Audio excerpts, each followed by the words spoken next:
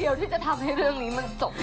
มันต้องตายแบบไม่ต้องเหลือซากให้โลกแผ่นดินถ้าอยากจะให้มันตายแบบไม่เหลือซากไม่ให้มีใครรู้ข้าก็พอมีวิธีอยู่เราจะต้องเดินกันอีกไกลไหมอะเราเหนื่อยมากเลยตอนนี้คือเดินไกลที่สุดในชีวิตเราแล้วนะเนี่ยจะทำอะไรน่ะถือเป็นการตัดไฟแต่ต้นลมพ่อว่ามันถึงเวลาแล้วล่ะที่พ่อจะส่งต่อบัลลังก์ให้กับลูกต่อไปแค่ล่อมันมาให้ได้ก็พอ